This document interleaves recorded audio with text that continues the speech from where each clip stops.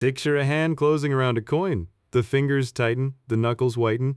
Nothing can get in and nothing can get out. That is the shape of greed. A fist holding on. Now open the hand. Let it lie flat, palm up. It can give.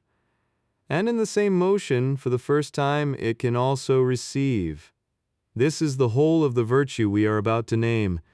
Greed is the closed fist, certain that there is not enough, and that what you hold is all you will ever have. Charity is the open hand, which has discovered a secret the greedy never learn, that the surest way to have more, in the end, is to hold it loosely and to give it away. Ah, we have shrunk this virtue down to almost nothing. We hear the word charity and we think of a donation box, a tax receipt, spare change. But the old meaning is far larger. Charity is generosity as a way of being. It is the open hand turned toward everything. Your money, yes, but also your time, your attention, your praise, your patience, your help. The greedy person is not only stingy with cash, he is stingy with credit, with encouragement, with the benefit of the doubt. He counts everything because he is afraid of running out of everything. The generous person has stopped counting, not because he has so much, but because he has decided deep down that there is enough. But generosity has a counterfeit, and it can be hard to tell apart. It is the gift with a hook in it, the favor that is really a purchase, the donation made loudly, with the name on the wall, so that everyone can see how much was given. This is not charity. It is greed, buying something it wants. Status, control, the feeling of being owed. You can tell the difference by one simple test. Real generosity does not need you to know about it. It can give in the dark, expecting nothing, and walk away light. The counterfeit always keeps a ledger.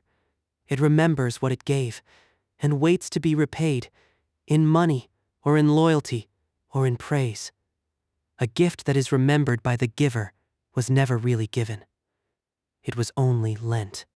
Here's how to find your own grip, because greed disguises itself as prudence.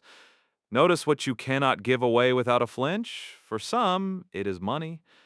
For others, money is easy, but they cannot give credit or time or a genuine compliment to a rival. The thing you hold most tightly is the thing you most fear losing. And what you fear losing is what you have secretly made your security. The greedy man thinks his hoard is his safety, but the hoard is not holding him up. It is holding him hostage. Find the thing you clutch, and you have found the exact place where you do not yet trust that there is enough. There's an old scene that turns our whole idea of giving upside down. A teacher sat across from the temple treasury and watched the people put in their money. The rich came and poured in large amounts, and it made a sound, and people noticed. Then a poor widow came and dropped in 2 small coins worth almost nothing. And the teacher said something strange. He said that she had given more than all the others, because they gave out of their abundance what they would never miss, and she gave out of her poverty. She gave everything she had. Understand the lesson. The size of a gift is not measured by what lands in the box. It is measured by what is left in the hand. Generosity is not how much you give.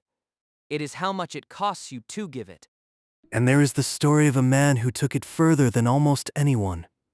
He was born rich, the son of a wealthy merchant, dressed in fine clothes with every door open. And one day, he gave it all away. Not some, all of it. He stripped off his expensive robes in the public square, handed them back to his father, and walked away with nothing. And the strange thing, the thing that confounds us still, is that the accounts do not describe a miserable man. They describe a man overflowing with joy, freer than anyone around him, as if the wealth had been a cage and poverty had been the open door. He had discovered what the greedy cannot believe, that you do not own your possessions, Past a certain point, they own you. Torgen Duckstuen now hear why generosity is not just kind, but wise. Greed runs on a single belief, that the world is a fixed pie, and every slice you take is a slice I lose. If that were true, the only sane move would be to grab and clutch and trust no one. But it is not true, and the generous have caught the world in its lie. Goodwill is not a fixed pie. Praise does not run out. Help given comes back in forms you cannot predict. The generous person becomes the center of a web of trust, the one people want to work with, return to, protect, not because he is calculating. The moment it is calculated, it becomes the counterfeit. But because a hand that is always open is a hand that things naturally flow toward. The miser guards a stagnant pool. The generous tend a moving river. This is how charity cures greed. Greed is the conviction that you must hold on because there will never be enough. Charity is the practiced act that proves the conviction wrong. You cannot think your way out of greed. You cannot reason a frightened man into feeling safe, but you can act your way out. Every time you give something you were afraid to lose and survive, the fear loosens its grip by a fraction. Give enough times, and one day you notice the fist has become a hand, and the world that once looked like a battlefield of scarcity looks, instead, like a place with more than enough to go around. The cure for the fear of not having is the practice of giving. So begin with the hardest, simplest discipline. Give first. Do not wait to be asked. Do not wait to be asked. Do not wait until it is safe or convenient or repaid. See the need and move toward it before anyone has to lower themselves to request it. Give the introduction. Give the credit. Give the hour. Give the money you will feel. And give it to people who can do nothing for you in return, because that is the only giving that is truly clean. The favor done for someone who might one day be useful is a kind of investment. The favor done for someone who can never repay it is a kind of freedom. Practice the second kind until it stops feeling like a loss and starts to feel like what it is: the richest thing you can do. There are levels to giving, and it is worth knowing the climb. The lowest is to give grudgingly, dragged into it, resenting every coin. A step up is to give gladly, but less than you could. Higher is to give before you are asked, so the other never has to beg. Higher still is to give without knowing who receives, and to receive without knowing who gave, so that no debt and no shame can attach to it at all. And at the very top is the gift that is not a gift of things, but of strength, to set another person on their own feet, to give them work, a skill, a way to stand, so completely that they will never need your charity again. The highest generosity does not create a dependent. It creates another giver. But beware the generosity that costs you nothing, the spare change you would not miss, the advice that risks nothing, the leftovers. These are pleasant, and they are better than nothing. But they are not yet the virtue. Charity becomes real at the exact point where you feel it. When you give the opportunity to someone who might outshine you. When you forgive a debt you were truly owed. When you share the credit on the day you most wanted it for yourself. When you give until your own plans have to change. That is the threshold. Below it, you are merely comfortable and well-mannered. Above it, you are free of the thing that owns most people their whole lives. And the finest giving of all is the kind no one sees. The anonymous gift. The good word said about someone in a room they will never know about. The help arranged so quietly that the other believes he managed it himself. This is the opposite of the greedy man, who must be seen to have and seen to give.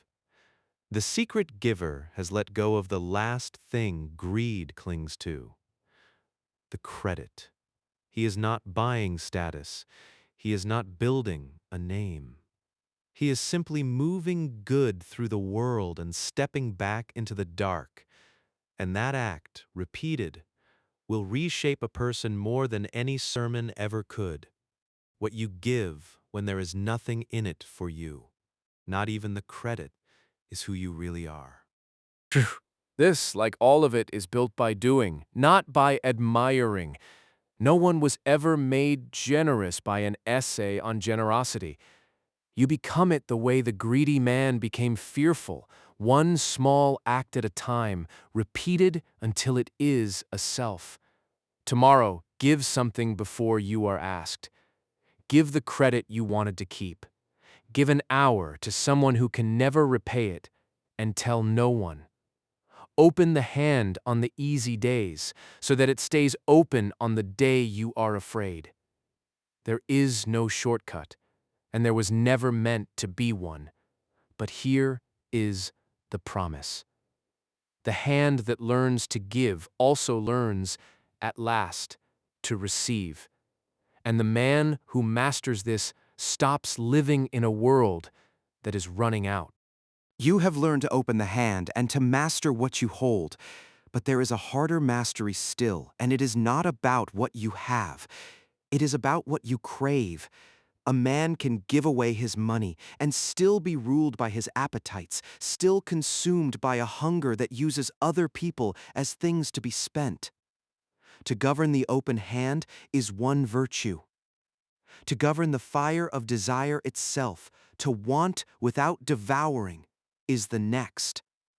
Before that, though, practice this one. Tomorrow, give first, and give to someone who cannot pay you back.